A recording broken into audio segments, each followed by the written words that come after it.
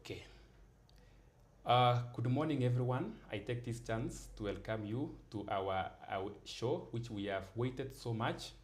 I had planned this 3 weeks ago, and I say that we have something to talk to the Form 4 students who have just finished their exams.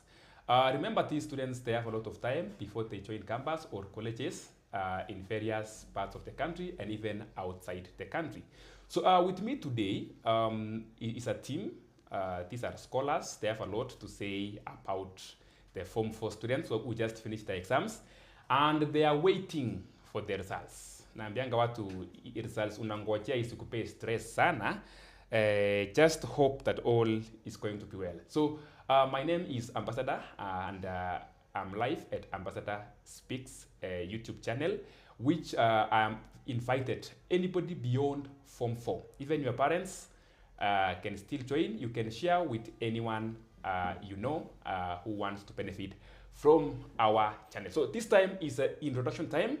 I would like to invite my another host. Today we have two hosts actually, and we are live in 3 channels. The first channel is Ambassador Speaks. The second channel is the one that is going to say and talk about, and the other one is the channel of Kcse Media. So now allow me this time to invite Mr. Kakatunta. Karibu. Thank you, Ambassador Foundation. I'm Boniface. From YouTube, you can call me Shifting Grades Online School. So that is where we do a lot of work, but today we are here to help the students, actually former students of high school, the Form 4s who left. We are helping them to settle after school. We're also helping them to catch up with life after school. So I hope you shall cooperate. We are humbled to have our guests today. They are going to introduce themselves, and I hope all shall be well. Thank you so much. Thank you. I invite Mr. Kariuki. All right, thank you so much, Ambassador, for your invitation to this show. Good morning, good afternoon, good evening from wherever you are watching us from. My name is Mr. Kariuki. I'm a teacher, I'm a counselor, I'm a coach, I'm a Christian, I'm a father, I'm a husband of one. Thank you so much and welcome. Thank you so much for that very good introduction. Umerealize kuna kitu umesahau? Yeah, now time. I invite Madam. All right, thank you so much, Ambassador and Shifting Grades, for this invitation. Good morning, and I hope you're well wherever you are. My name is Teresa. I teach and I sing. As a coach as well, I'm a coach as well. So that's that. Now, yeah. You teach and you sing. So after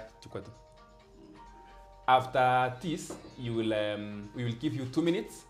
You sing for us to scare Fenye Utaiba.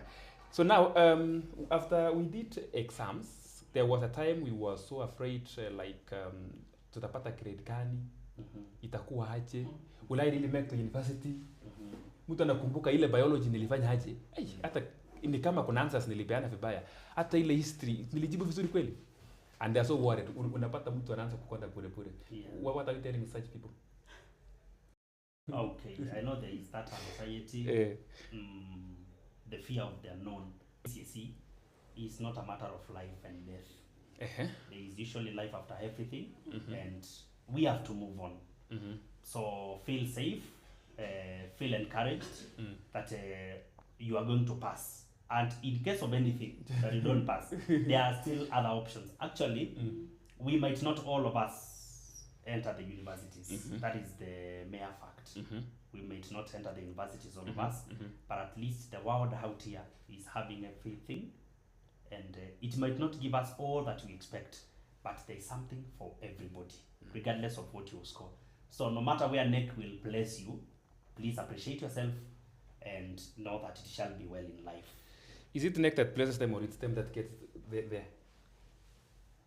Neck awards them. The neck awards them. Grades, Okay. Now I would like to hear from the coach himself. You kitu inasumbuanga watu. In fact, that I was talking to some of them, wanasema wewe sijui itakuaje, sijui tutapata nini. Anyway, like you have said, let's hear from Kariuki. All right, thank you so much. Let me start by taking this opportunity to appreciate the Form 4s for making it through the basic level of education. That is already an achievement in life. You have been in school for around 14 years, I think so, yeah.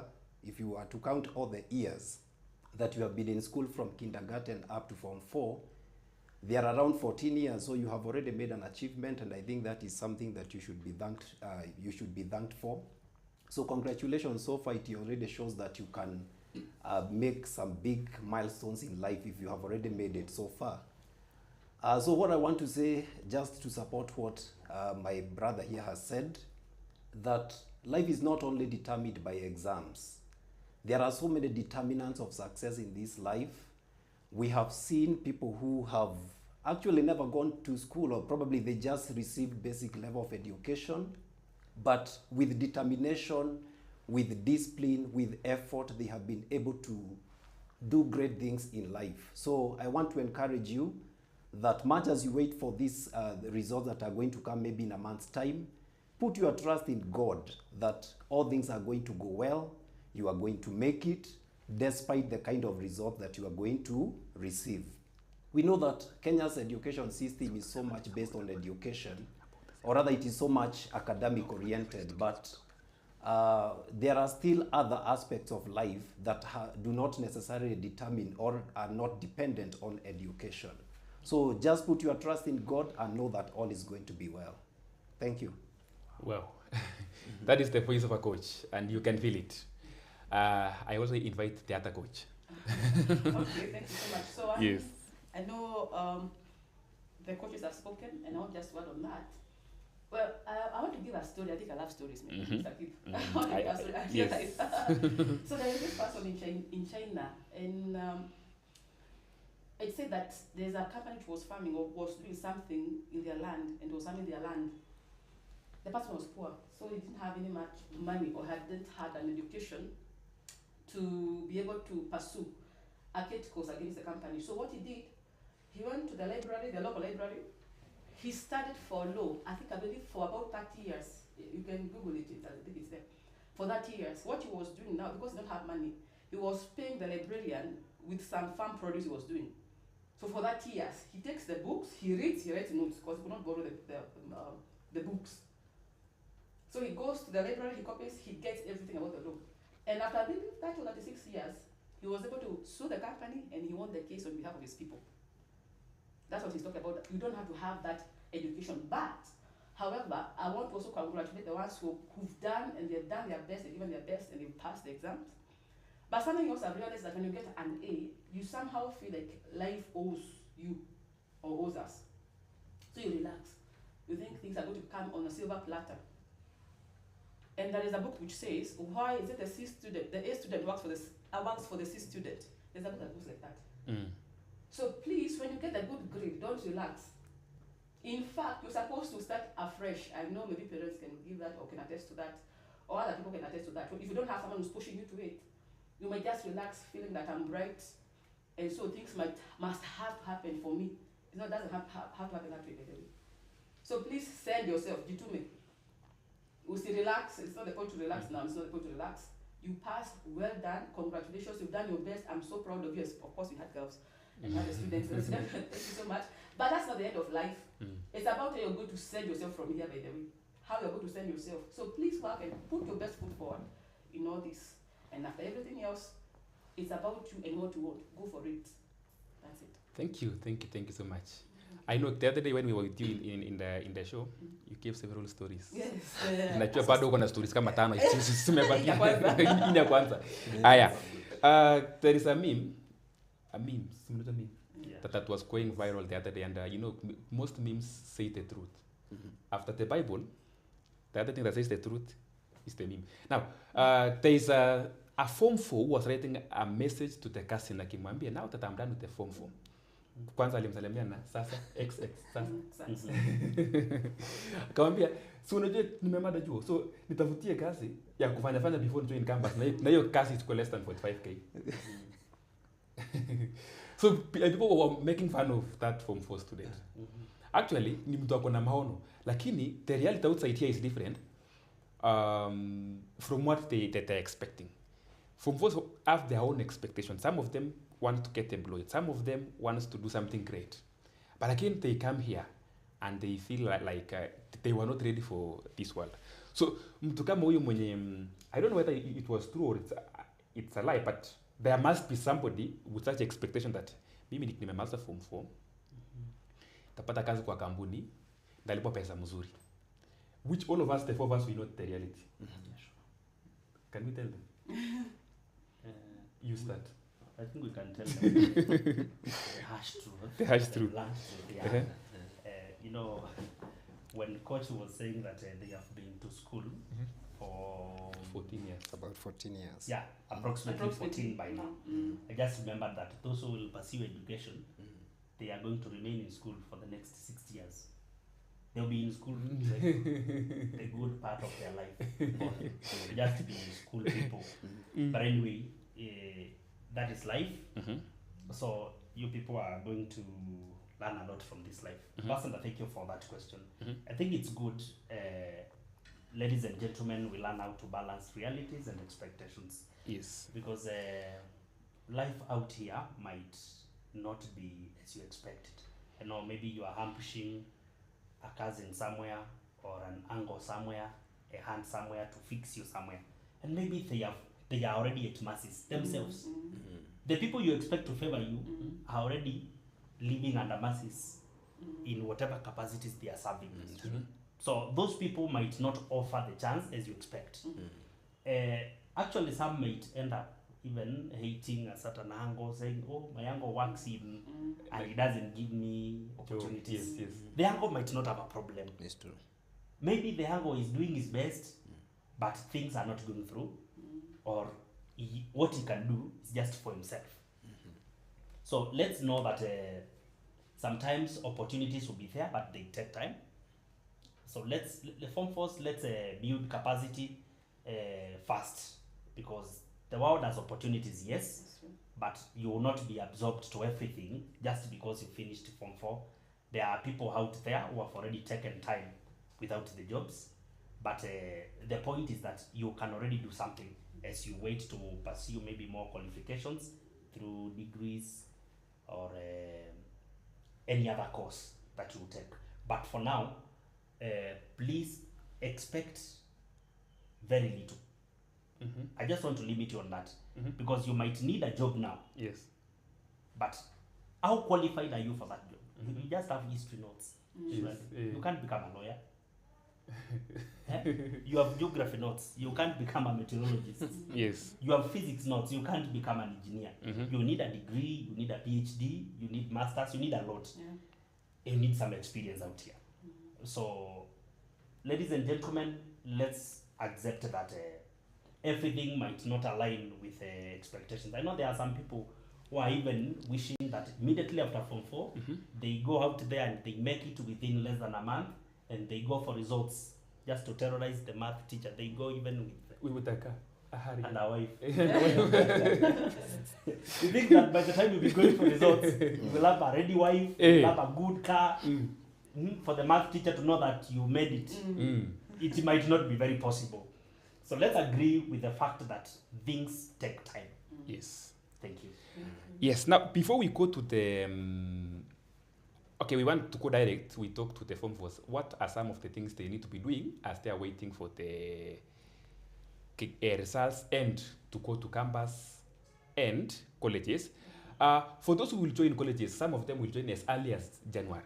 Actually, that is the real. But to those who will go to university, they have to wait until the time determined by the government, the Ministry of Education. There are some guys here who are saying, let me start with Atsaji. Antanga Atsaji, Atsaji. And so nice to see you guys, Mr. Kariuki, Tere, Mudama, and Kip. We are also happy that you are following us, Atsaji. It's been long. Thank you. Nafanya ile kitu nilikwambia. At the same time, we are happy that you are following us every time. Amelifa a comment amesema, the form for leavers to be told our Kenyan market is flooded. They should consider studying abroad. In the meantime, they relax as they enroll for important short courses driving, computer, nursing, etc, etc. Now that's where we are heading. Yeah, ameanzia hapo. So I would like us to start and just, they are still waiting for the results. Some of them actually cannot do anything until they see the results. They, after driving school, they cannot, in fact, they cannot do anything. They're just sleeping, waking up, stressing, But the good thing about our government nowadays, Ministry of the Education, is that the results will be out in 3 weeks. Yeah. During our time, tulipatanga results after 3 months. Several months. Yeah, because the end of February. The end of February, tulipatanga results. But for them, they will take their Christmas wakiwa, they know their fate. Now, let's talk about whether they have received results or not. What are some of the activities they need to engage themselves and to keep themselves busy? You remember the statement that idle mind is a devil's workshop. So I'm going to start with Mr. Kariuki to take us through, have your several minutes. Then from there, we'll be back to Madam Teresa. Okay. The Form 4s are in a period of transition. And transitions have always been very delicate moments and seasons. Very delicate, actually. Not just this kind of transition that they are in right now, but generally, all forms of transitions, they are very delicate moments.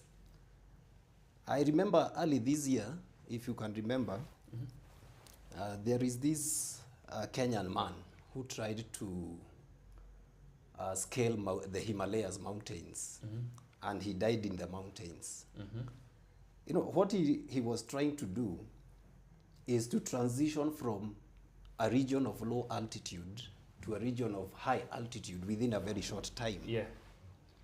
And consequently, because the body could not be in a position to accommodate that, he ended up dying in the mountains. Yes.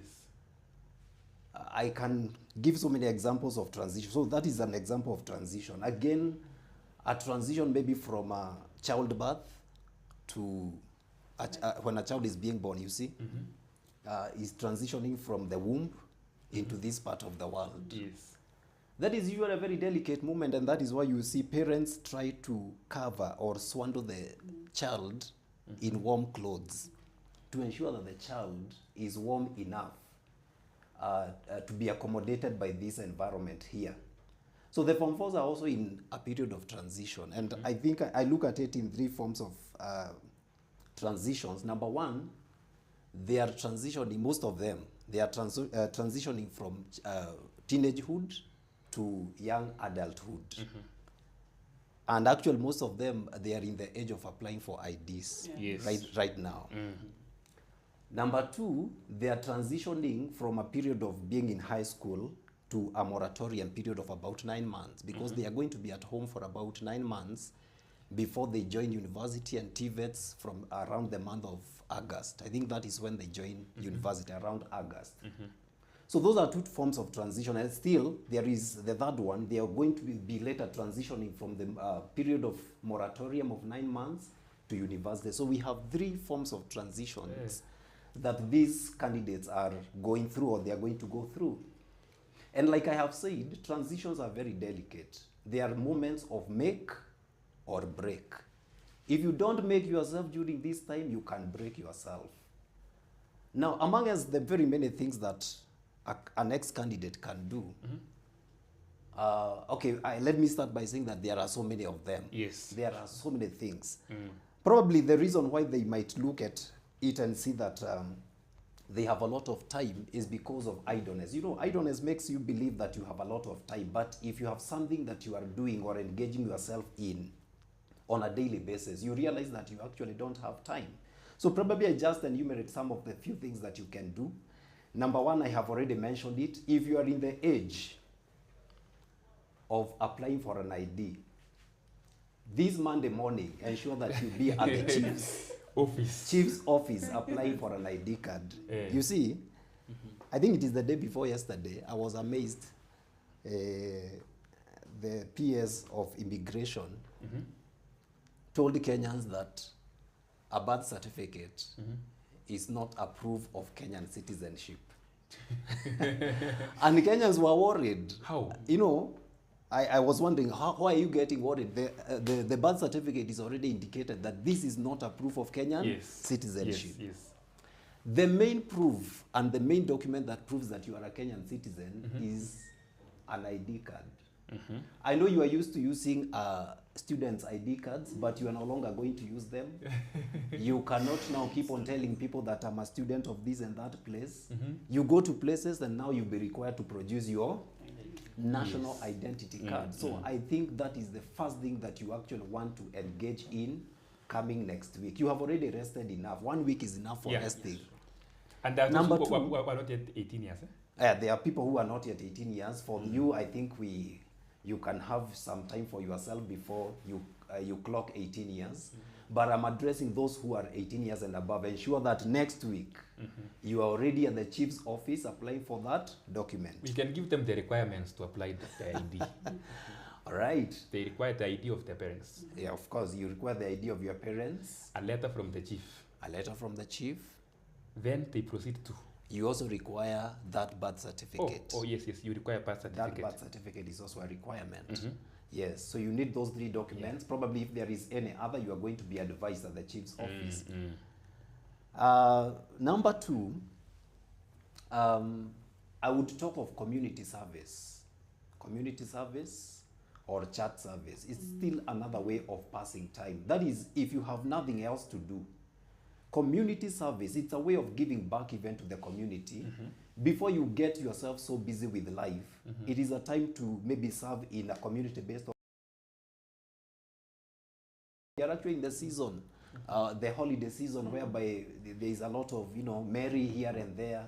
People are visiting children homes, people are visiting prisons. You can be part of that. Yeah. It will help you to. But 2, somebody has already mentioned, and I like it, because one other thing that a student, an ex-candidate can a short-term course in order to gain a skill. Now, these short-term courses, they are not necessarily offered. Some of them are offered online for free. Yes. If I may remember, I think this javelin thrower, what is his name? Yego, Julius Yego. He learned the art of throwing the javelin from YouTube. Sure. And today, he's a world champion. So you don't even have to maybe put your parent in a situation of, pushing him or her to pay for a certain short course. If at all there is a course that you can learn from the internet. Short courses such as even baking. Probably you may never even apply that baking skill commercially. But in future, you can even bake some cake for your family. So that is a short course that you can pursue. Yes. It's just a short course that you can pursue. So those are some of the few things. I know there are so many, but allow me to maybe pass it on to my colleague so that she also puts some more. But there are so many other things that a next candidate can end. So one, I really thank God for what Mr. Karuga has said. And something else I can add, charity begins at home. So please, najua umelala, I know if you slept, you cannot be rested enough. Start helping mom or dad or auntie in the house. I know you celebrated, you're given flowers. I'm psycho personal because I know I've seen some people with flowers. But kama kuna kuku, you know that kufagia, that mbea kuku. Fagia, take the manure somewhere. Grow even the flowers. Make a small flower garden. The thing is, don't to live up to 80 or 100 years. No, mention back at 18 years. You have about 80, 82 years. You're supposed not to start somewhere in life. We have the what do you call them? Professor Wangari Maathai the late, who has done or had done so much. My question is, have you grown to that level? If you have not grown to that level, then you still have some stages to go. That's 1. 2. Some things to do. There's some things I usually tell the students in Form 1. What exactly do you do? I'm in business class, I teach business. So usually I ask, what entrepreneurial activities do you do? And it's exciting to see the students say, for example, we do beadwork with my mom. The other one was, I do plating of the hair. The other one is that I make those crochet scarves. And I usually ask them, did you make any money this year? What exactly do you do? So that's how we usually get to the business. So if I tell you're doing something with your mom, with your dad, with your aunt, with your shosho, please don't pause because you feel grown up. You know, now you finish school, you feel grown up, 4 years. So kindly continue the same activities you've been doing, but of course in a higher level. You both could be the same person you're going to now. So continue the same activities, try to see what things you can venture into. Then number 2, right now, just help out. That's one way of seeing even the world. One thing, I know you have said what you're supposed to do within a short period, but something you don't do. Don't bury yourself in the phone. You are told that you finish Form 4, you get a new phone. So you have your new phone right now. And all you are doing is texting from morning till evening. You don't go out, you don't see the world, you just bury in the phone. Please note, life does not just happen in the phone. That can come in that phone. You don't know what is happening around you. You just sleep, idle, no bathing, no showering, just because you're in the phone. So please just have some time, some limited time for the phone. Put it on the side. Think about the life outside. Those people you're chatting with may not be there when you actually are in need. When you're going to the campus and the TVETs, the ones who are going to take you are your parents, your shushu, your brother, your small brother, your big sister. They're going to take you there. Create time for them right now. Go visit them, go wash their utensils, go to Shosho's place, help her out, scrub her feet if you have to. In fact, it's good, just massage her feet. If it's Buka, go sit next to him. Just listen to what he is saying to you. So please don't bury yourself again in the phone. Go out, there's life outside. Go to church, start like Mr. Kcse. Go to church, offer your services there. Then if you're doing some services with your parents, continue with them. Think of what you can do at the end of this year. That is one. You may do ID. What about the ID? Your phone, kama majinunulia, well done, tick. Kama sio majinunulia, make an effort that the next phone jinunulie. Fanya kama ni course hiyo kidogo. You like now I know most of us have gone through the computer courses. But now there is mambo za publisher. I was seeing so many things that are happening, you know. Why don't you grow yourself in that? There are so many other things you can do actually, not just one particular thing. It doesn't make a computer. I think when we were growing up, again, you did not have someone to tell you to go. No. Nunajituma sana. So the same thing, I'm still going to insist on this one, jitume. Don't sit there. There's some stress that comes when you just lie in bed the whole day. You have no excitement by the way.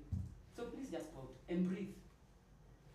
You're going, chances is what I'm going to end with. Chances come with interacting with people. Chances come with interacting with people. That's when you hear there's someone is being needed here. Not always going on Facebook and TikTok and watching the challenges, no. Learn to go out and hear what other people are saying. Learn to know how the world is going. I keep on insisting on this one. Don't be so much on your phone, you forget about your life.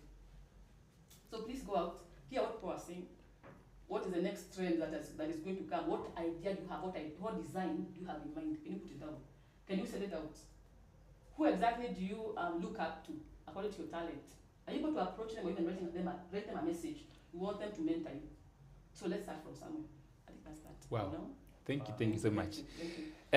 Before we proceed and read some of the things that people have told us that they should do, Udama, you can remind us how to buy credit on Airtel.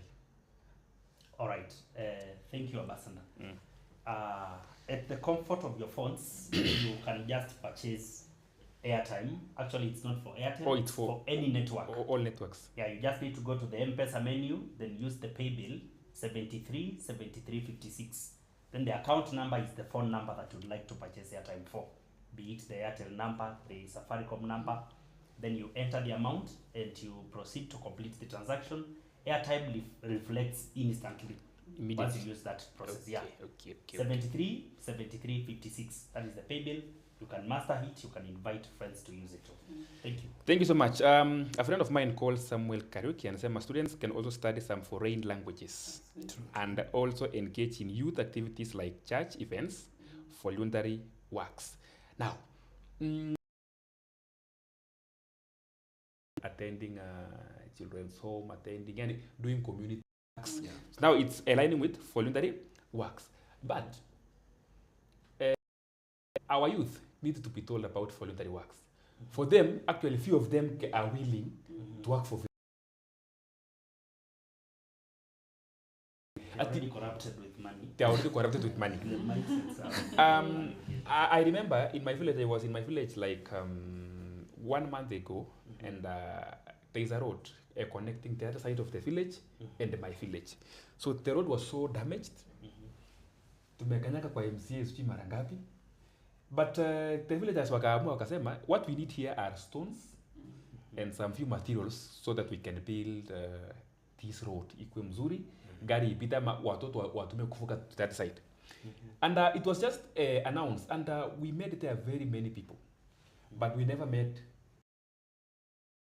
because they asked themselves at the end of the day,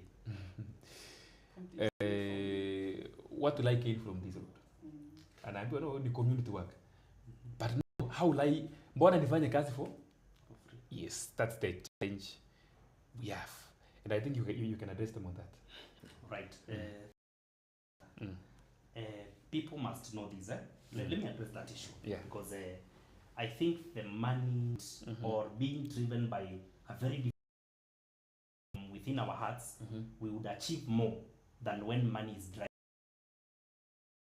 Most of the many achievers in this world are achieving more from something that they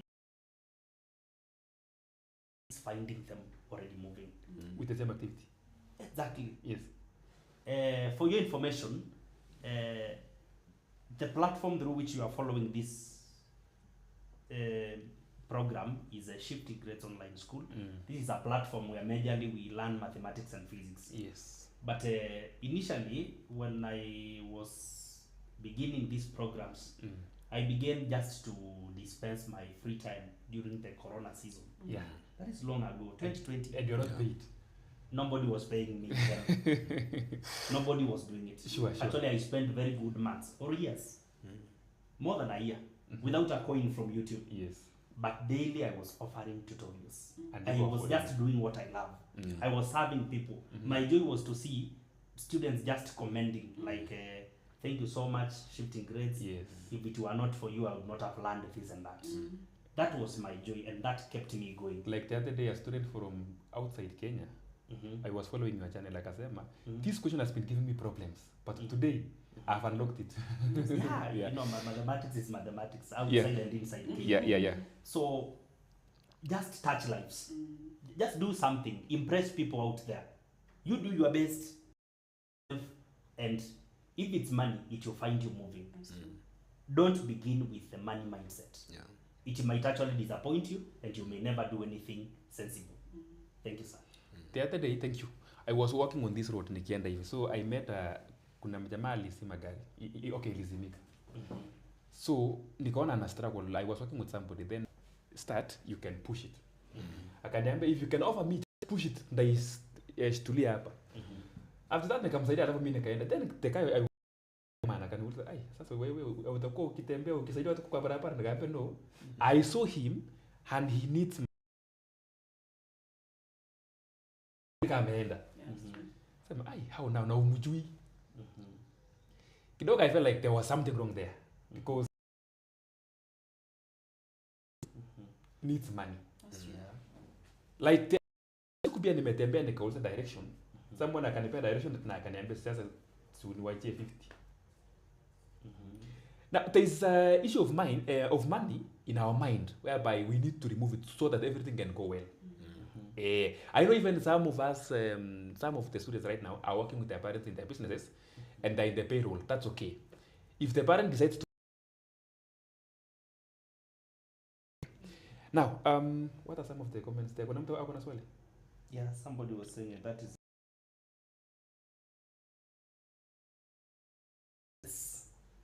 Oh, I hope right now, Muhammad, you can hear us very well. Yes. So, there are three things and I think we had addressed it the other day, but we can still repeat it. We have a talent, we have a skill, and we have a profession. Those are the three things. We are going to address it in this manner. Okay, these skills, I don't know how we can define a skill, a talent, a profession we know. Because if I ask you now what's your profession, we know it. What's your profession? Oh, my profession is teaching. Teaching.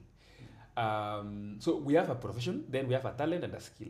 A skill is something that you can acquire on the way, which right now we are telling them, because our profession for them is coming after, like, you said 9 months. Yes, From 9 now, months. they will now get to university to acquire a profession. Yeah. Now, a skill, some of them already have skills. Like I love the school I teach. They offer some of the subjects which give them skills. Home science, some of them can cook very well. That's a skill they already have. But again, they will still ask you, Mbona nisome bakery, will it give me money? But the thing is, it's good to have the skill. So I want us to break down. We mentioned some of the skills. Already we have mentioned, but we can still just narrow them down.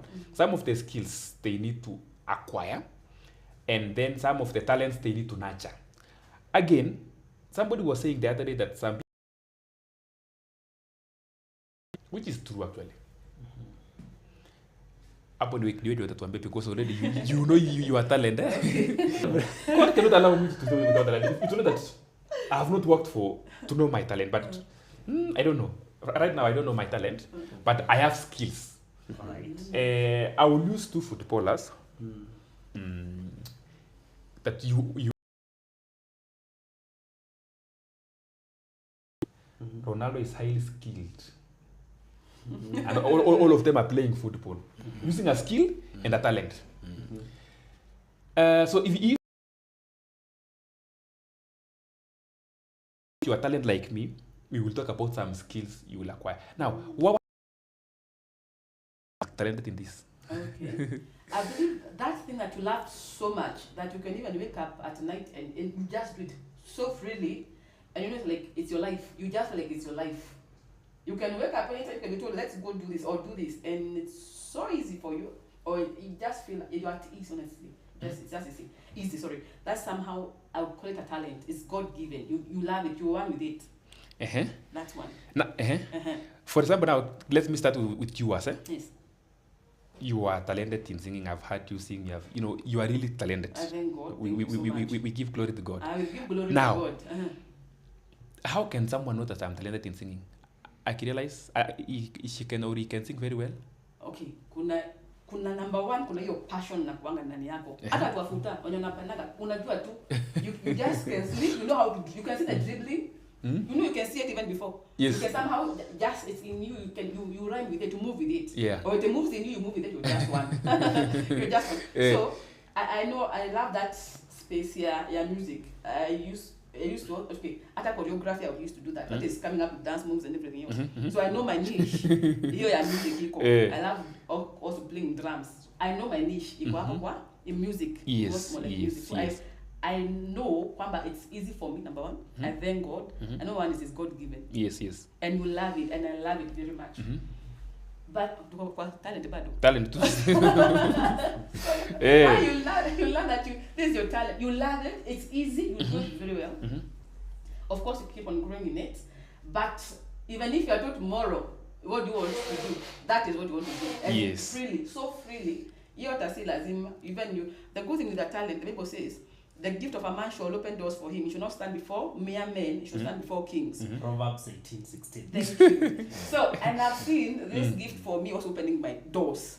Being called. And that unaitwa, the same gift. And I would say, it's a talent, yes. And I really thank God for that. So, it's easy for you to flow in it. It's, in fact, there is a, let me just spirit unaona kwamba you actually one with it, honestly. So, kama unalala unaamka unafikiria kitu, hiyo. Sasa hapa kuna mtu umerealize akona talent ya kuimba. Yes. And I know even in your school umerealize kuna watu they can sing very well. Yes. What's your advice now? Yani yes akona talent. Aanzie wapi? Okay, very good. Number one, start where you are, sing. That is fair. Sing in the bedroom, receive everywhere. Yes. Yeah, I remember we were somewhere, and then I was small, but now my brother and my family realized, yeah, she can sing. So just sing, let the doors open. And then number 2, there's someone who said, don't hide your gift.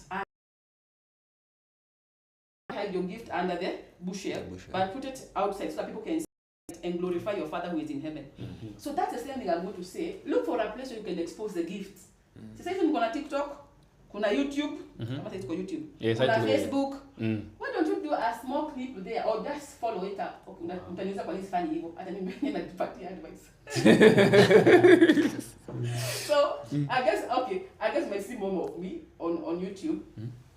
But right now, please just sing. Look for a platform as well. See, let's make a YouTube. Because I know when you have the talent, you have so much joy sharing it with others. For example, when umesema kuhusu the footballers. Yes.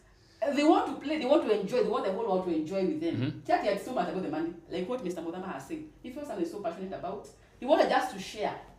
Yeah. That's the same thing that happens with other. You want to share with someone else. So please look for a platform. And usually, when you do this one, you do it with a lot of love. Don't always go with love. I think also it comes with a lot of love and a lot of, let's move to humble. Yes. Honestly. If you want to share your gift, be humble. Because so proud. It doesn't go. I don't think it even goes with the gift, honestly. People who are gifted. Let's move to humble, my friend. Yes. So that is what I can just say about the gift. Start, sing. Where you are. Where you are. Then expose it. Look for a platform. Come on in church. Come on wherever you can go.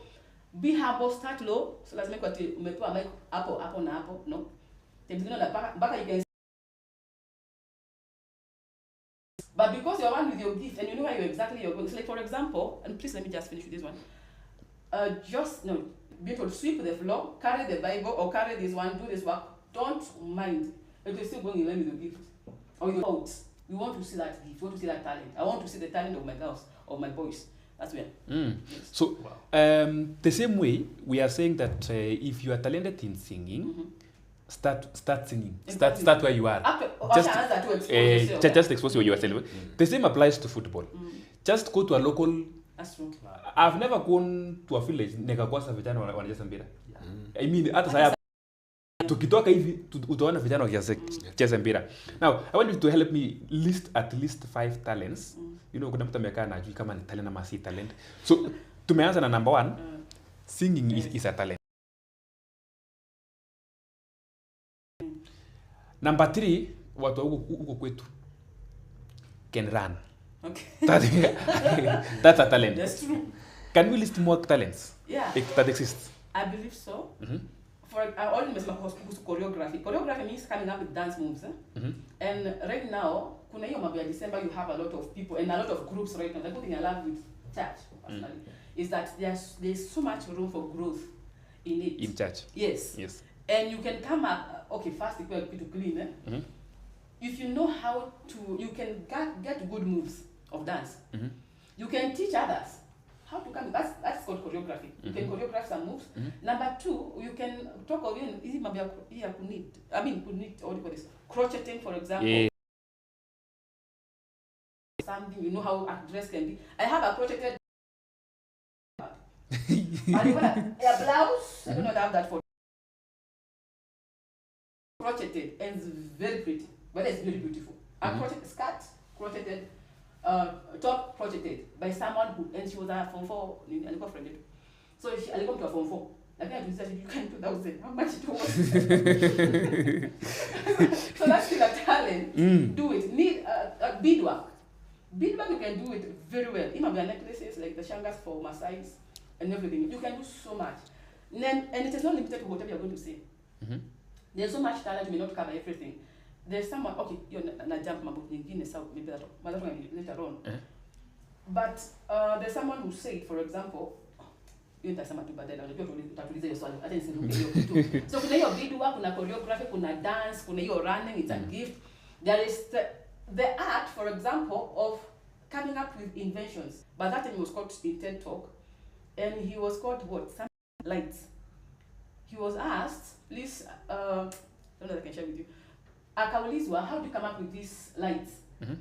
He said, I understand the rule of a mortar or something like that, the mortars or something like that. There's a way he called. And then the lions, because they're coming to eat their cattle. Na hii kitu nikiweza kushikanisha, so there was a alikuwa anashikanisha inafanya hilo, bait inafanya tu hivyo. And then the cattle would think it is a person moving. So they don't come to the attack the cattle. That's the lions. So that is what opened for him to go to TED Talk. I've shared it on my Facebook. That thing.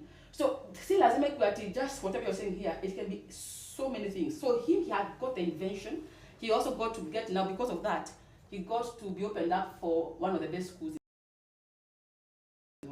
He went out, your TED talking, of course, it's what something, but those people were very much recognized are called there. So you can imagine he was 13 years old or something like that when he was being called. And he was speaking in his dialect. You can, in terms of the English, but you can Akimasa, I love that, by the way. So please don't limit yourself to whatever you're just going to say here. It's broad. Thank you. The other day, with you in Meru, tuko tumeenda kuhubiri.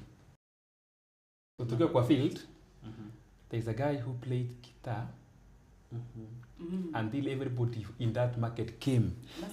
Kusikia tu huyo jamaa anaitwa Frederick Nzelu. That is a talent. Or it's a calling. I don't know. Yeah, it's all of them. That guy alicheza guitar. But until the person who was singing akaacha kwanza tukasikiza guitar. Actually he ministered using that guitar. Exactly. Now playing of instruments, you also play drums. Yeah, I'm growing in it. You're growing in it. Yes. Now even that one, playing of drums is a talent. Playing of any musical instrument is a talent. There is this guy called Omondi. Unamjua Omondi? For drums. Yes. That guy, he plays until outside Kenya, ako East Africa. The other day he was in Rwanda. Na alianza wapi? CU. The university. You remember? He was playing for the CU.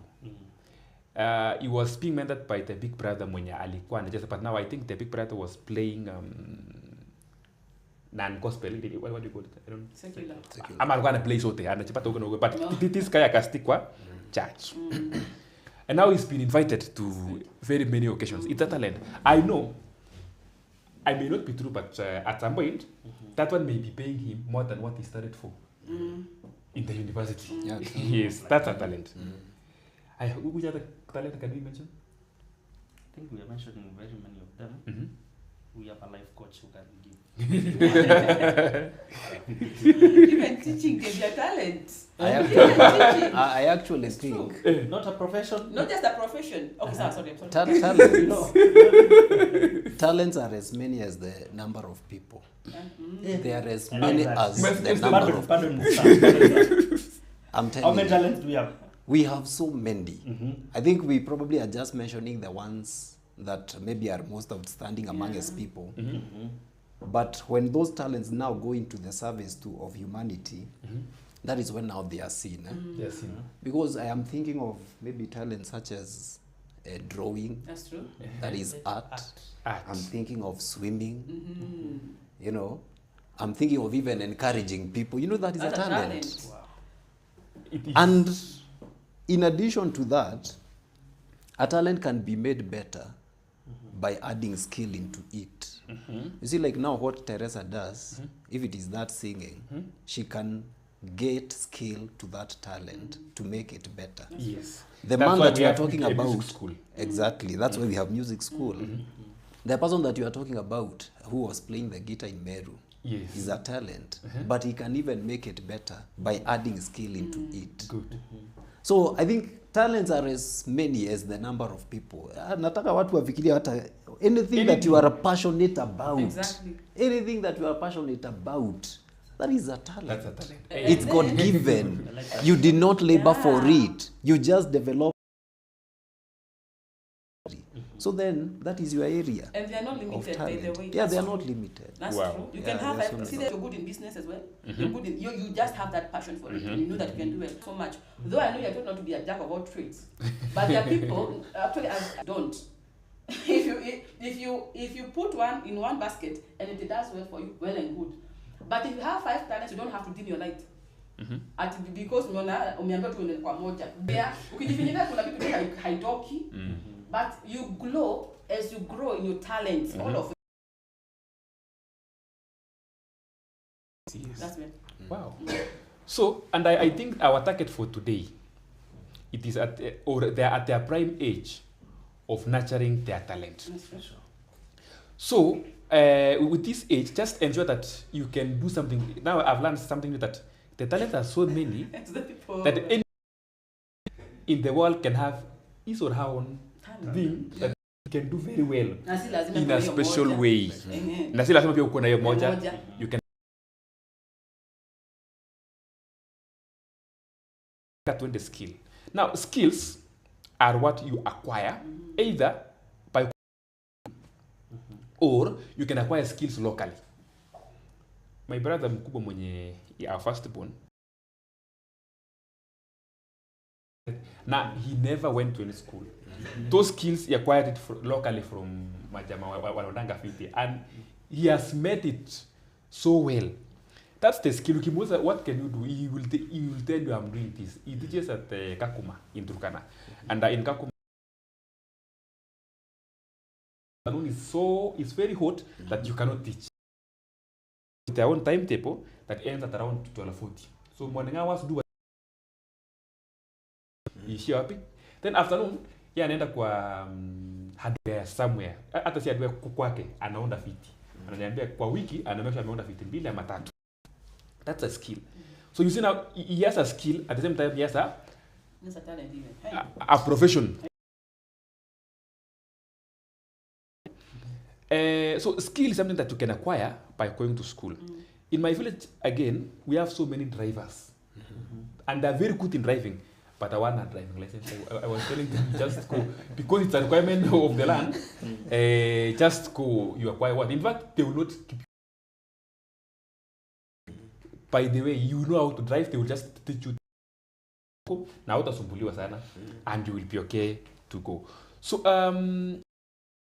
one each or two each, some of the skills that we really need to know. Dance and I hand it over to you. Brother, my the cousin alikuwa hapa, in fact he was here some few days ago. He's a teacher of maths business, but he's feeling like just teaching and staying in school is not enough. Mlango, yani vitu za kuchomelea vitu vitote. Akasema you na skill vizuri, then you will be doing that outside teaching. Wow. So I've been checking on it. The skills and talents can at some times pay more than the profession. There are some professions like pilot. Government has made them to earn more. You know, in our country, some professions just earn more. I'm saying some skills like the one I've just mentioned, welding. You know, nainanga with the flow of the work. So that is the skill. And we concluded with you the other day to Kasema. All of us, we should have a skill. The second skill I'm mentioning, so that I can hand over, is the skill you gave me. I asked you whether you have a skill. You told me you have a skill of communication.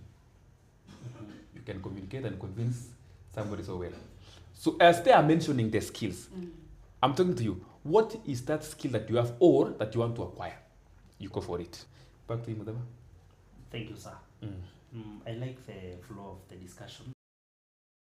This matter of skills, I think it's a good input that people should know that are basically or simply interaction. Through passion, you can learn something. That's true. And actually, you become. I've seen people begin their own salons. And they are running and they are commanding very big monies. They have a flow of clients because their work is perfect. Not because they went to a school that taught them, but it's because while they were having some free time, maybe after school or that, they went to a friend. You just sit back and watch things. That's true. With the time, you get involved. With the time, you become perfect. And things start going. So please expose yourself. The skills are many out there. You can attach yourself to one and do well. All the best. Okay. Probably before I mention a few more other skills that students can acquire, I want to say that in the world that we are living in today, it's all about solving somebody's problem. Wow.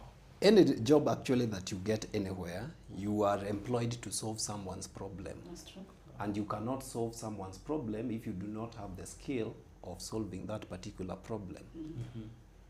But it is not enough to have a skill. It is very important that you have proof or evidence of the skill that you bear. For instance, probably as you apply for any job, you will be required that if you are telling us that you have a certain skill, what is the evidence for it? Do you have a certificate to prove that you have that particular skill? Or even if you are to be given that task, are you able to show that indeed you can do it with a lot of articulation and perfection? If you can go ahead and acquire a document to show that you have that skill, just around where we are right now. Right now, there's somebody behind the camera. Yes. He has photography skills. Yes. Wow. In cleaning the carpets and all that. That's a skill that you can acquire. We have some, what did we call this soundproof material? Gypsum, whatever. Yes. This is home designing. It's a skill that was done by somebody. I'm sure it is not Ambassador who did this. He had to acquire somebody with a skill. Pan that camera ishike hizo design so yeah.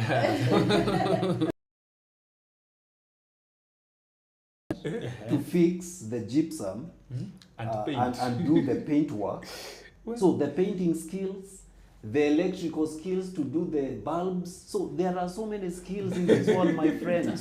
I think wherever you are right now, if you are just to look around, you will see so many skills. There's another I am with a watch here. Tailoring. Tailoring and all that. So we have so many skills again, but we have. And especially the one that you are passionate about, not just any skill because it is selling outside there. I'm telling you, if you do something that you are not passionate about, you will get to some point and you are going to get tired of it. But if you do something that you are passionate about, you are not forced to do it. You can work even past the working hours and you're still comfortable with it because that is a skill that you are passionate about. So pursue a skill. And it is going to take you places that probably even your profession cannot take you. Wow. Yeah, just to congress. So in this room alone, we have over 6 skills.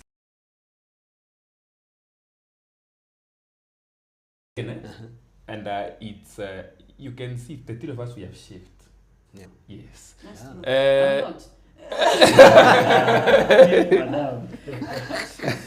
No, we have two places. Most men goes to a Kcse. Most women, because again we have women in Kcse. Yeah, it's true. Most women they go to a salon, and someone had mentioned a salon here. Akasema mtu anaweza fungua salon kubwa. So it's a skill. That's why tukiingia mahali unapata kuna watu watatu wana chef. But unakaa chini unasema I'm waiting for this guy. Why? Because akona skill fulani. Okay. So there are very many skills that actually we need to acquire. I think there's an answer you have given us. Tuliendanga na kina Mwangi, tukaenda Westlands in a given training. Yeah, how to conduct online studies, how to deal with students. It was bringing on board the teachers from Kenya, Uganda, Tanzania. I think it was East Africa. So after the training, around 4, then a guy asked, we have been trained, but we have not been given. Sharing the meeting, akasema, you guys, you must be from Kenya. Kenya with certificates, with no skill. But I wish I had that thing. As far as I have the skill, let me have the proof.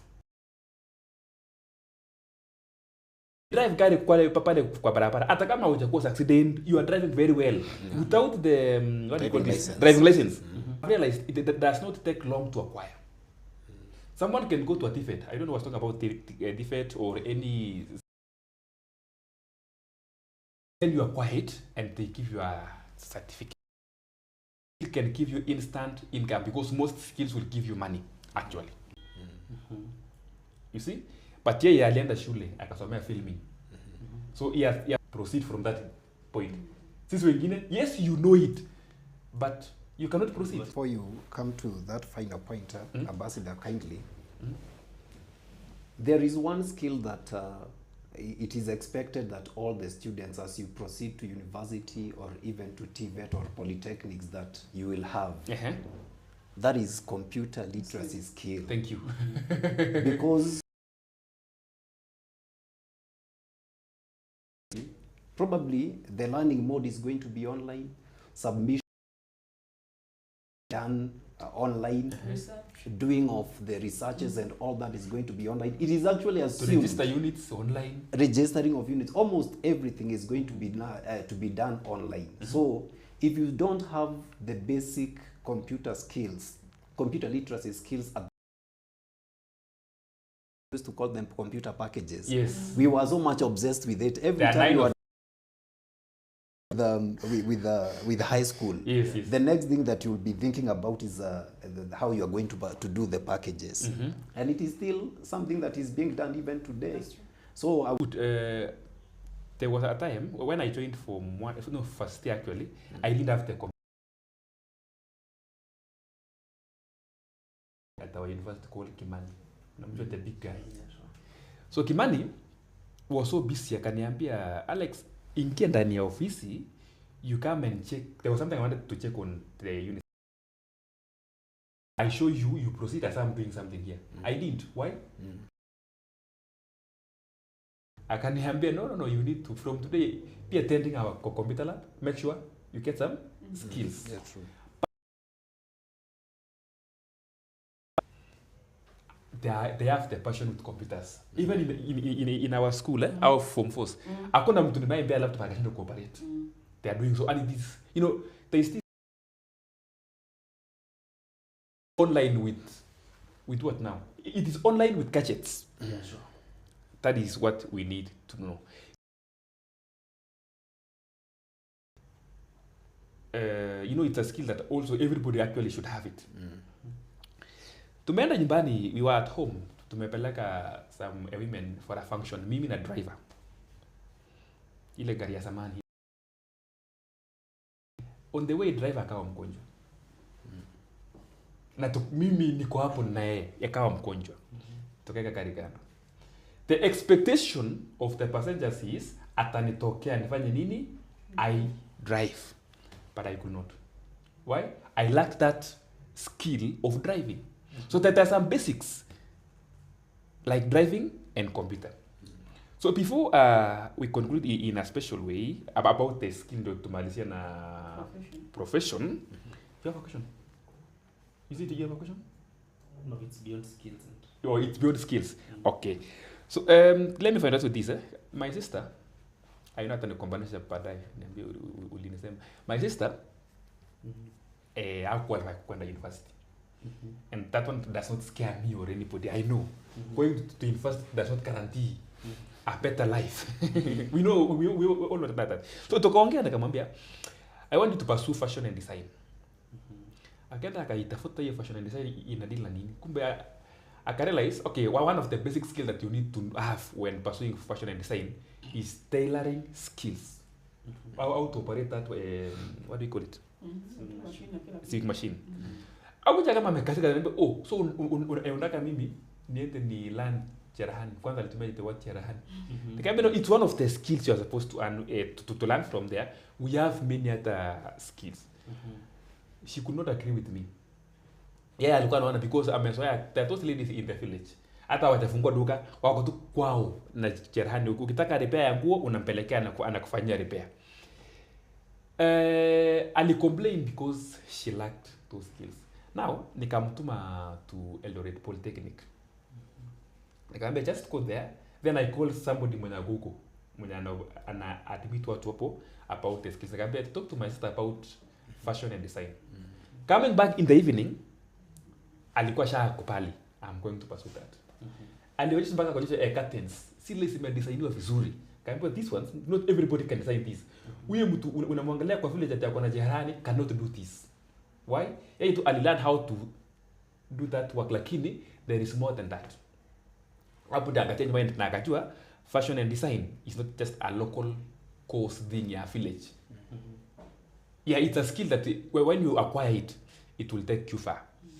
Yes, so that is about skills. So make sure you acquire as many skills as possible. If you can acquire it in a school, please go to a school. So unajua hii swali ya who is the richest man mwenye wanasemanga kumaliza shule ama kwenda shule? Bill Gates. Is it Bill Gates? Bill Gates, yeah, but they don't know some things about it. They don't know some things about Bill Gates. And these are nini? Kuna mwingine tatu actually. Very rich and they dropped out. But someone will say, the same thing, a joke. Even if it's about them dropping out, check where they dropped out from. That's the question. They dropped out of university. And they dropped out of Harvard. Yes, The other one dropped out of Harvard. Yes. Before you say it, they drop out. Check where they dropped out. Now, there's someone I was watching like 4 days ago who was talking about, I think Bill Gates, okay, he dropped out. Why? You know, you are going to school to acquire a given skill and knowledge. School cannot offer everything. They offer what they are designed to offer. Like say tukiamua na Miki tufunze watu about photography and videography, we will only offer a limited to what we have. But Bill Gates wanted something beyond what the school can offer. And in fact, the person who encouraged Bill Gates to drop out of school is his lecturer. Actually, alimwambia fanya na kuona this university cannot help you. Please, akadrop out of the school na akaenda akajitafutia schooling yake mwenyewe. Schooling yani life schooling. Akajitafutia the skills he wanted to pursue in this life. So, before you argue that he dropped out, ask yourself, after dropping out, and he dropped out of the university but not learning. He proceeds to the learning. So my encouragement this morning is that you acquire a skill, that you can do it so well and perfect. Now, what we were getting into is among our last part. It's about profession. Na kuna mtu naona amequestion hapo. And okay, hiyo naye ni ngumu tujibu swali tumalizie because this guy wants how to choose courses. Education. But that one Mr. Kereko utajipanga uone just in a short way. This guy wants to choose a course lakini you know how big it is, a career courses, you will just Ana results bado. lakini I think maybe as they wait for the results to come out, they can be thinking about it. They can be thinking about it. Yeah. So when it comes to profession, we have so many professions that we can actually pursue. Like us here, we share one. Yes. I don't know. Some of us Which pays well. which pays well. I know some of us may be having 2 professions, 3, but mostly in most cases professions inakuanga moja. Because you know why? Profession, you prepare for it for a long time. You go and study for it for 4 years, for example. Then you are planning to work for it for a very long period of time. Very few people change their professions with time. But majority, akishaanza line fulani, always ana work na hiyo all through. Now, it's a matter of pursuing a course, then you become a professional in a certain field. That one to the coach because I cannot talk about it when he's here. Yes, about choosing courses, careers, some of the professions. That question on a choice of the courses. The student at the moment, candidate, is at a very good position of accessing maybe the college or university for some more information. That is over we are going to share in this program. Yes. Because at the moment you can walk in just any university, year's book, and I am sure that most of the universities are going to offer that information but guided not by maybe the money or the remuneration that you are going to be getting out of the career. Recently, I think 2 years ago, there was a case, probably you heard of it, whereby a mother went to a hospital somewhere. Yes. And they were tell her that you have come during tea break, so allow us first of all to go for tea, and then we will be back. So the mother, actually those doctors did not pursue that career out of passion, because I believe passion is something that you do, you know, like if it is medicine or that nursing course. How well are you able to handle cases that that relate with injuries, you know, interacting with blood or every other day? You know, it requires one to have a big heart whenever you are pursuing such a course. So it is just beyond money or the amount that you will be getting from that particular course. So in that case that I'm giving example of the doctors who left a patient on the floor, probably now those are doctors that pursued, or nurses that pursued a course because of the remuneration that they are going to get out of it, or the size of that course in the ears of the community. Well, ukisikia ati una pursue doctor, you are pursuing medicine, you know. Even people wanakuondokea kwa barabara, but it's not about watu kukuondokea kwa barabara. It's about how well you are going to offer the service that you are going to give to the community and to your fellow citizens, or even if it is outside the country. So what I would say is, if you have already made your choice already, because I believe they have already made their first choice. Kenya universities and Kenya universities and colleges central placement services, KCPS usually open the first and second selection of courses. I think the first selection comes around March, the second selection comes around May or June. So you can have your ears on the ground, so that when they will announce the review of the courses, you can do them in accordance to your passion at that particular point. Your college or university somewhere, ask for information about courses, and I'm sure they are going to offer it to you freely. You umesikia. So I think Muhammad amejibiwa. Sure. Yes. I think now he's sorted out, and he knows where he will land. One thing that I've learned is, ndapata kazi na lawyer na analipwa ngapi. Yes. So I think that one, in some way, will make you take a wrong, you know. I think we were coming almost to an end, and what is there is, I would like us to prepare, we give our to the form for candidates. Unless kama kuna mtu akona swali, atuweke hapa, we will answer you before the end of the session. So also during this whole day, I will make the following announcement as we are keeping on. We will still have like 10 minutes to finalize with our talk, because everyone right now will give a parting shot to the 2024 candidates from for and any other person, because this video would be there for a long period of time. Even those who are finishing, even those who are in Form 3. I know some of them are watching right now. Wanataka kujiuliza, hii ni nini mnataka kukuambia Form 4 yenye atufai kusikia. They are following us right now. But it's good, okay. You know, we've talked about very many things. Tukasema you punguza expectation, but you join. There are many things mentioned here, including community works. There is a church, AIC, Baraka, in Eldoret. I was there over the weekend, and I saw what they're doing. They're doing so well. They organized for some trainings, and watoto wasipoeke nyumbani, wakasema between this age and this age sa fulani, between this age and this age sa fulani. Until now, they're also planning to have something on January about those wenye ashamanza Form 4. I don't know. I think that they have find some people who are skilled, like Mr. Karaoke and Madam Teresa, who will be talking to them. So such are some of the things that they should actually be attending and be checking on. So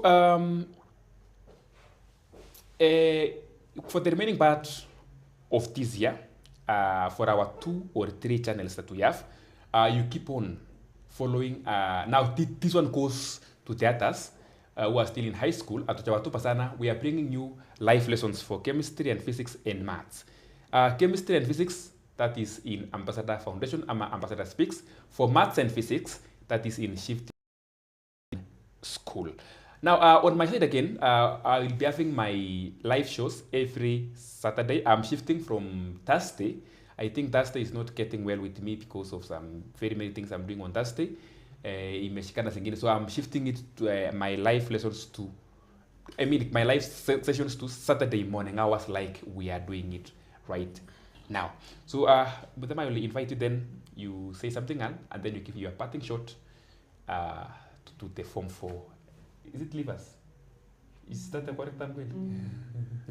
How many Form 4 about? University students. University students. Yeah. No, but the taste is, Kariuki will answer this ikimfikia. Tumesema we have two categories of students. Some will make two, some will not make two. Those who will not make two will be like, can I repeat? Ama nifanyaje? Yeah. Welcome. Thank you, sir. Yes. All right. To finish up, I'll be giving my parting shot and also be bringing some question to my two mentors. Our two life coaches will have to answer us in some way. Kindly find a way of responding to what I'm about. Okay. And thank you so much for being patient with us and the many questions that you are responding to. Okay, one of my mentors, and that is Pastor Felix Musawa, I must mention him. He told me that there are things we call home of origin dynamics. That people do not come from the same levels, people don't come from the same similar families. We have that challenge. As we know very well, there are backgrounds which are better off than others. There are people who are already challenged. As we are talking about gadgets and all that, there are already people who are coming from very remote villages where there is no even electricity. Yes. People on the gadgets. There's no electricity. The government is aware of that. Now, there is also the home now itself, whereby you find Miss Alex, the way things are handled at your home is not the way things are handled at our home. Actually, we might be two Form 4 leavers. We experience similar problems, but the way you'll be received at your home is not the way I will be received at our home. We might score C plain, the two of us. We narrowly missed the university, and from your background, you are taken for a trip. You are taken to a retreat. You are celebrated with the family. You know, the family throws a bash. Like what she said, when the Form 4s were being picked, some were given flowers, some were not. Others were picked in limousine. Yes. On my side now, my parents started insulting me because I didn't manage it. And there is that, we have to agree with that. I'm sorry to mention this, God forbid. There might be two girls here. You just finished Form 4, and by bad luck, you even get impregnated by somebody there who is not very responsible. You are going home. There are some girls, according to how their home is, these girls will be celebrated by their families. They will be taken to an holiday to relax after childbearing and all that. Yes. Another one is coming home, they get insulted. The child they are giving birth to is given a bad name. Very many things. On the other side, there are celebrations. How are our Form 4 leavers going to balance between states? You've just gone through an issue, maybe the reception of results, then your family is here. You know, there is the issue of the family now, because the family has to, at the end of the day, they have to either accommodate us or they vomit. That's true. Because there are those different families. What can our students, our dear Form 4 leavers, how can they handle all this pressure? And also, the parents themselves. Sure. I think we should also talk to parents and guardians. Because these are our dear students. We have them and they get different results. They go through different challenges. How can we handle our students? Okay. Thank you. All right. Thank you. That's a heavy one. But whatever that you are saying is actually very true. These are actually scenarios that are going to be seen or are being seen even right now. because we come from a broad spectrum of socio origins, as you have already put it. First of all, we saw a lot of celebration from the parents, the relatives of the ex-candidates. Actually, in most of the places, there was celebration, celebrating their loved ones that they have already completed school. And I was just thinking, or reminiscing in my mind, are they still going to be celebrated after the results are out?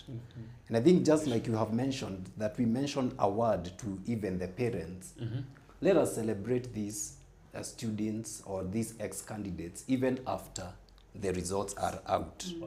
I started by mentioning that this period is either a moment of break or it is a moment of make. And we do not want to be the ones as parents who are going to break the lives of our students because of the words that we are going to drop to them. Maybe words of discouragement, you would have done better, you know, such kind of words. What were you doing in school all these years? Did all the monies that I invested for you come to nothing? Is this the grade that you would, you know, let us avoid such kind of words because it will help the student to adjust. Going to receive those kind of words. Now, from different spectrums of socio and economic life, I would want to tell the matter. And life always has a starting point, but the starting point is not always the end point. Life keeps on changing. You know, life is very dynamic. You should not look down on somebody today because of maybe of a certain challenge that they are experiencing and think like that. So what I would encourage that student or that ex-candidate who is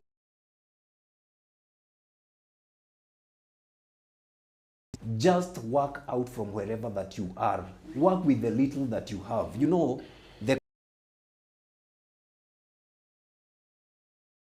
according to the Bible, that the mustard seed is a very minute seed, and I actually have one at my home. It's actually so small. It had to be put in a very small bottle. You might even miss seeing that mustard seed, but the moment it is put into the soil, and that even the birds of the air, they come to nest in that particular tree. So giving ourselves positive words that I'm going to make it, I know that my tomorrow is going to be better than today.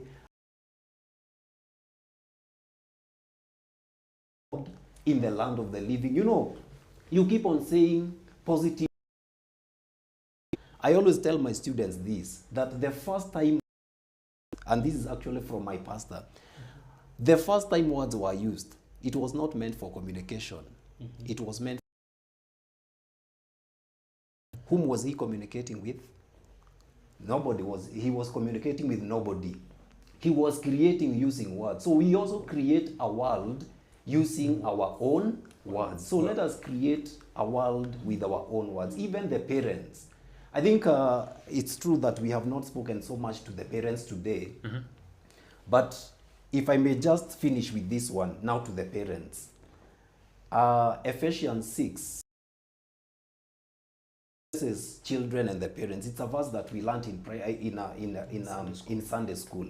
That children obey your parents. Honor your father and mother, for this is the first commandment with a promise. Verse 4. And this is what we normally live out. We measure about fathers is not just the male parent. Fathers is just any person who is more mature than now the student. Do not provoke your children to wrath. Actually, let us build them up. Words that are going to nurture them, to encourage them, and to give them life. That's all for now. Wow. I'm sorted. I think I'm also benefiting from this. The Wow. show is really rich. Wow. Thank you so much. You have something to add? Yeah, what I'd say on the same is that one, for the children, you know that we know the background that we come from. When you get to 18 years to 17 years, we know where you are coming from and where you're going back to. We know how strict our parents are.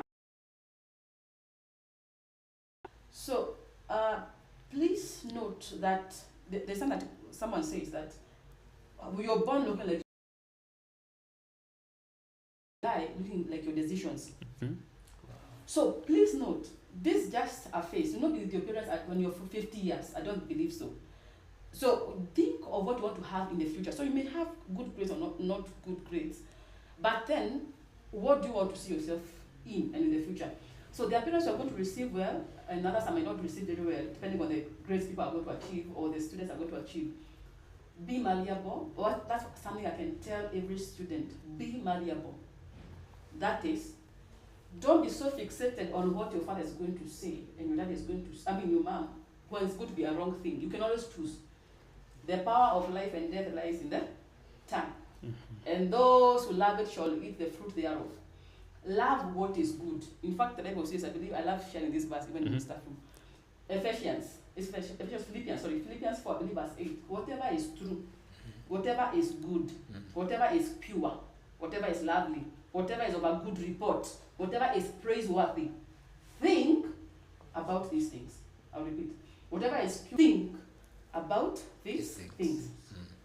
So, if the report is not good, if they are harsh words, they are evil words, if it is not a very encouraging word, don't think about it. That's what I'm saying. Don't be so fixated about it. But parents, at the same time, we have to think. There are times when you create an environment which is very hard for the children as well. I'm sorry to say that. There can be that you have such a strict person. Hakuna hiyo move. You cannot move this way. You cannot move that way. So atakuwa lawyer. Kama hatakuwa lawyer and the person is a good carpenter, please think about that. Don't be so. And it's a future. And also, there's such confidence that comes to children when you have a backup from the parent. Such a confidence. They know that daddy atanisikia. And then you have said it's not about so much about here, but where you're going to be like the decisions you're going to make in future. So please don't be so fixated on what the parent is going to do right now, but think of where you want to go. I'm sorry if I told they are harsh people. And kabla nimalize niseme mjichuke na Brayo na Jemo. Sana. The guy was keep on saying that. Na Kevo. Jichuke na wase. Mjichuke sana. Karibu tusahau hiyo. Usually the consequences come with the girls. And you know why. And it's you may have good people who are going to. But please let's think about the future. It's just few years and then maybe we'll use it. But for now, just jichunge too. Don't think you're so smart that you can play anyhow. Others are looking forward to having their ID. They're not going to be told anymore from the parents. I might be doing a parting shot by the way. Hata si ID, amaze form 4, aende sasa huku nje atafute girlfriends. Atafute boyfriends sasa huku nje. Yes. I think sisi kama walimu hatukuambia mazeni form 4 ndio mwanzo hivyo. Hakuna mahali tulisema, hakuna kitu kama hiyo tulisema. The ladies might seem weak, but they are bright. They may know how to do this and that. But in the future, you want the person, you want to set the person with the person. You see yourself with the person in the future. So don't just be excited. Parents, please also consider the children and what they have scored. Receive it with a lot of thanksgiving. A lot of thanksgiving. Be grateful for what they have brought, because you're part of the foundation of that child. Now, at the next moment or the next thing, it's going to be determining so much on how you're going to react. So please let's think about them and let us encourage. Yes. Again, the problem comes from parents. They are over expecting. Sasa kuna mzazi mwenye anafikiria mtoto wake asipata A from Loreto. Yaani kila mtu anajua tu huyu mtoto anakuja na A. Naye mtoto anajua reality. Exactly. In fact, mwenye anasava mental I know. The issue here is the parents. Anyway, on that, what you are finalizing with, I was telling my students, there are some things which are legal outside the school.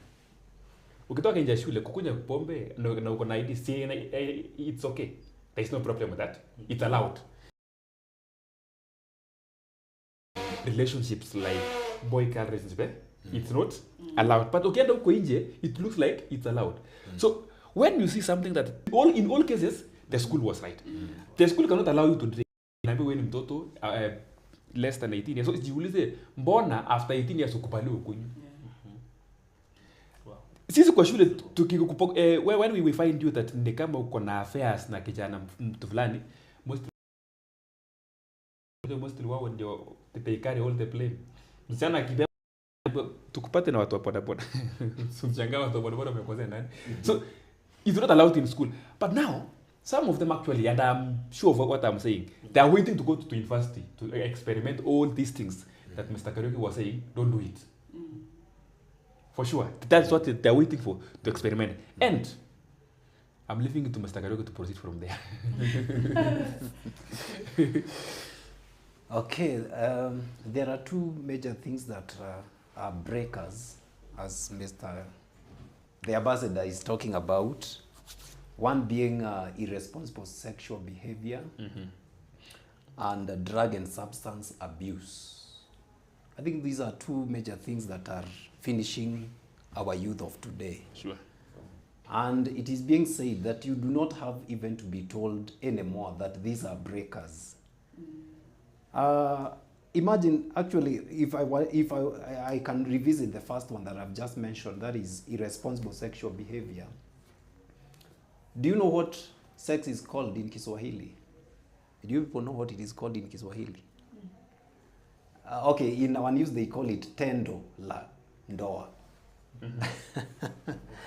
Because this is something that is only supposed to be done within the context of marriage. Actually, it's not that sex is bad, by the way. Probably I should not even say it so loudly. But sex is not bad. Actually, if there is a gift that God gave us that is the greatest, it is this one. The reason is, it is the formula that God gave us through which there will be like continuity of life, isn't it? Yes. We are all actually products of that. We are products of that activity.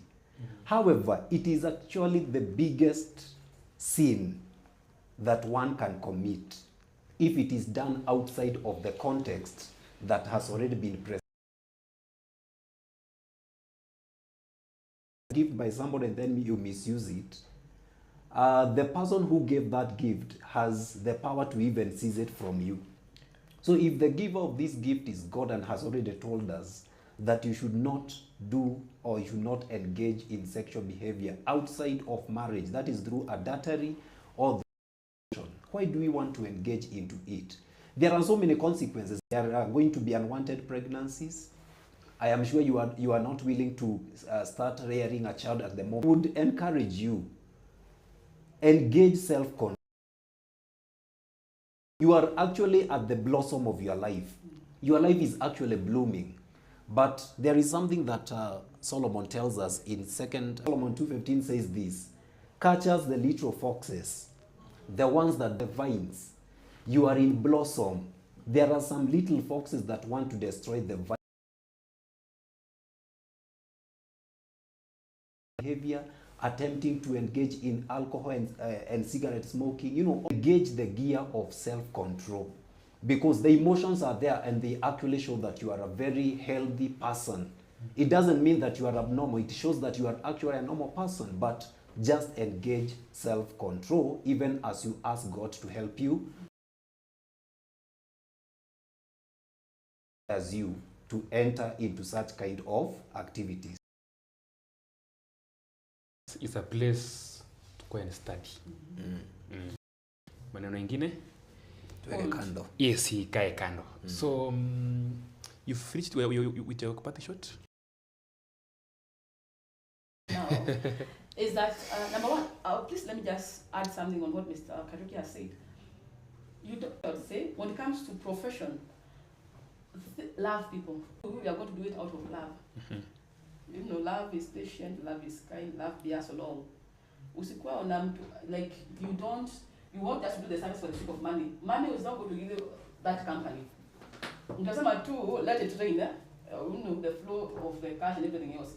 But I cannot give you that happiness of just hanging out and laughing. You cannot just laugh in the money like this. We're going to see something is off. So please love people when you're giving out services. That is number one. Two, in terms of profession, there's something that I've seen, there's a gap here in the market. It is CV writing.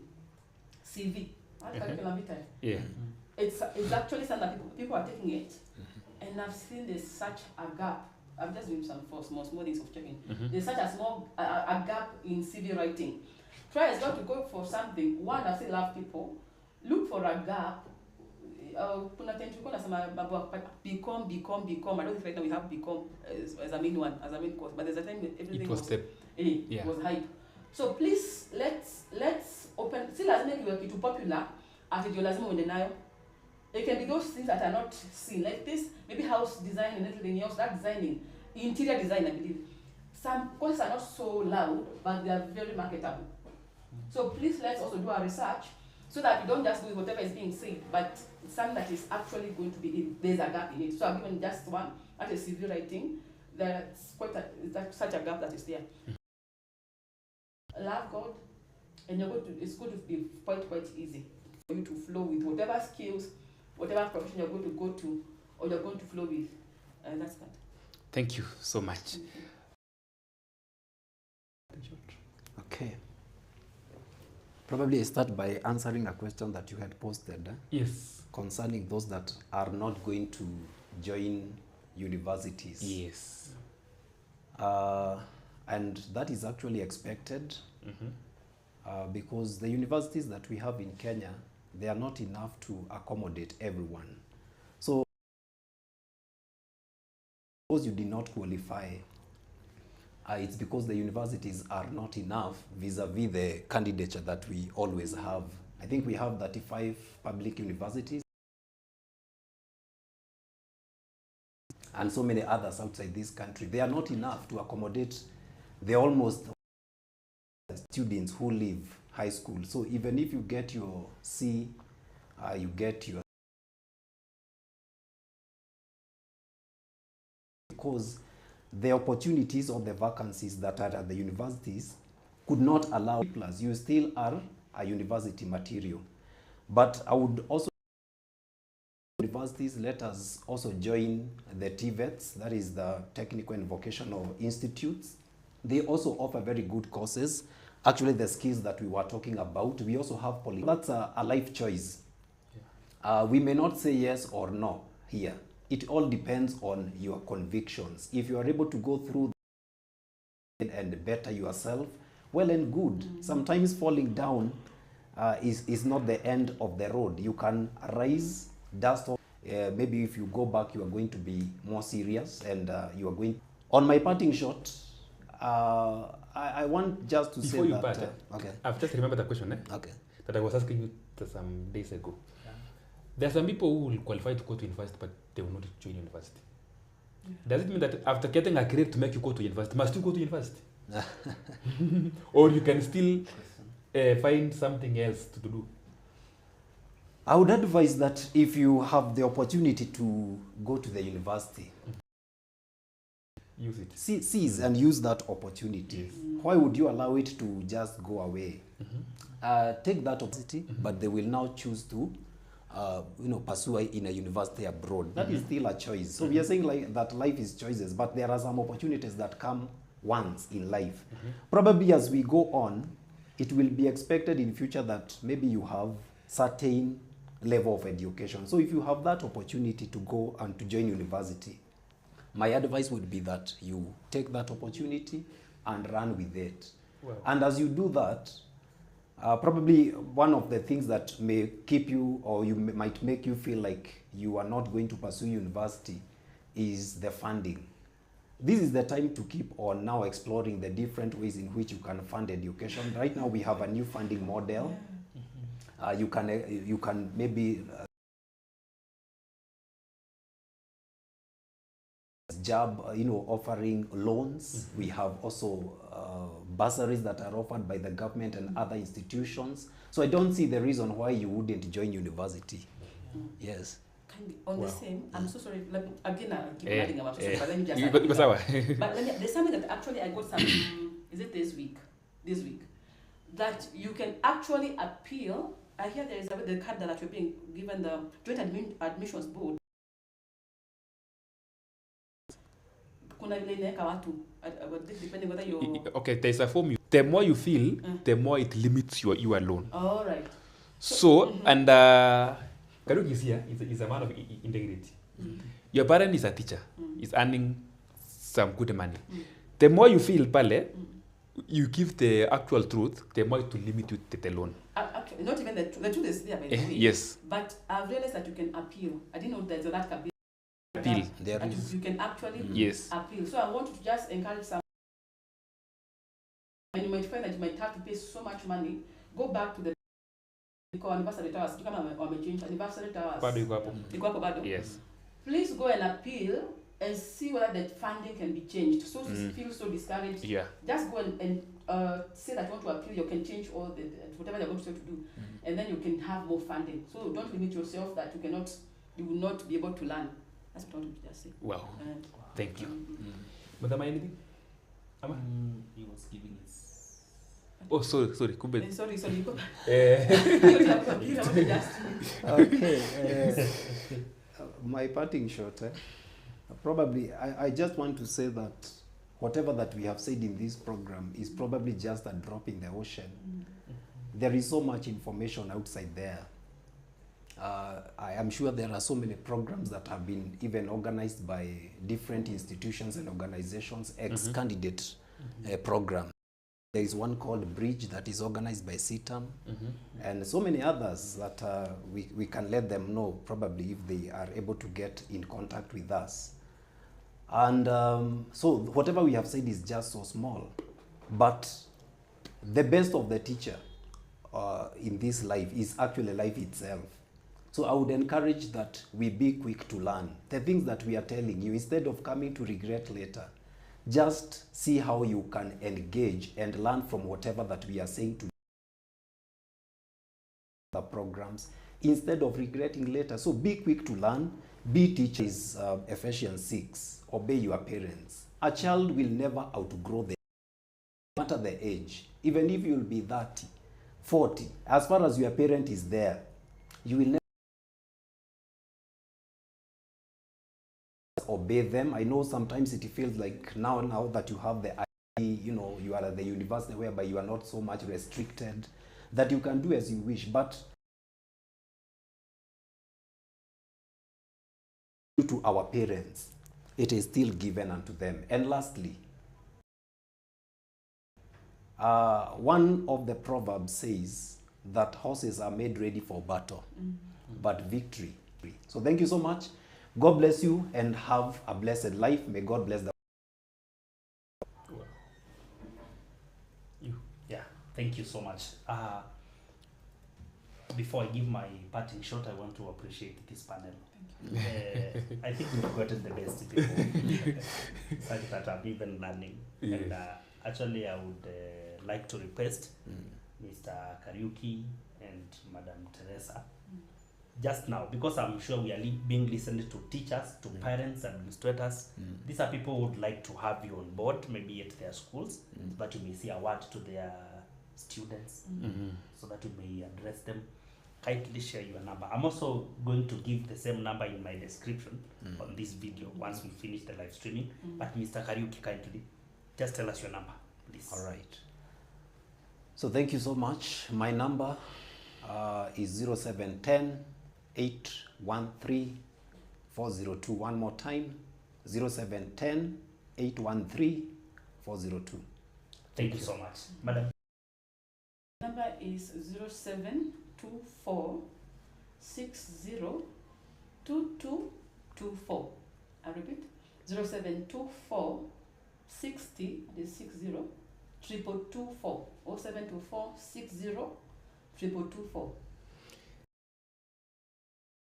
Which we cannot take for granted. She can also give, she's the... Oh, right. Please.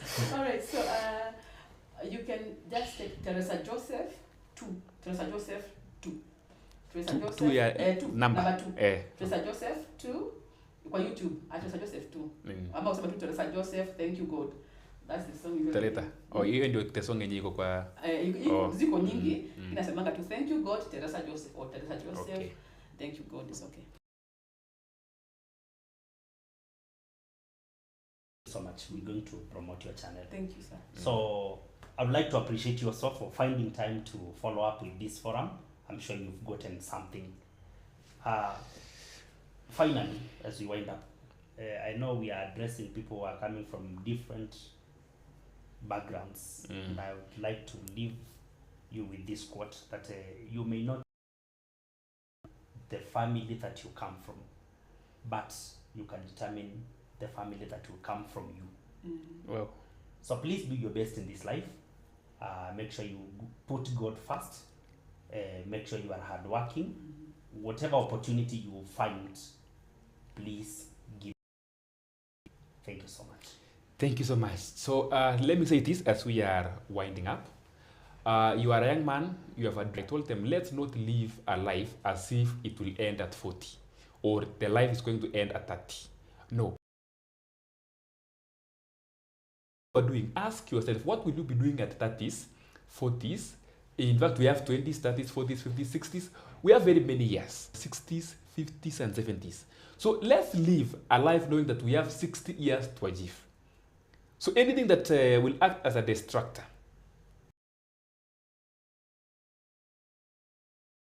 you know, mostly we talk of alcohol, but we have many drugs that we don't mention. Any drug, please run away from it. Yes, let me be biased kidogo. Especially ladies, ama girls, ama women. Afadhali tukamble na boys tuambie please tuachane na pombe. You know, there's no problem with us. If you find me fighting with boys to stop drinking as well. What about girls now? There's a way it's not giving a good picture. I'm saying this because I teach girls. So there was a day we agreed, let's fight with boys about alcohol. I'm not saying they fight with them, but girls, let not be hard of them. Yes, because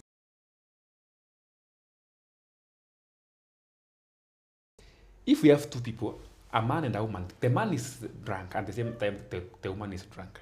There is one who will carry a lot of there's a way mwingine ako na aibu kubwa kuliko mwingine. So just let it not be hard of women to, or girls or ladies to be drinking. Let's run away from them. Irresponsible sexual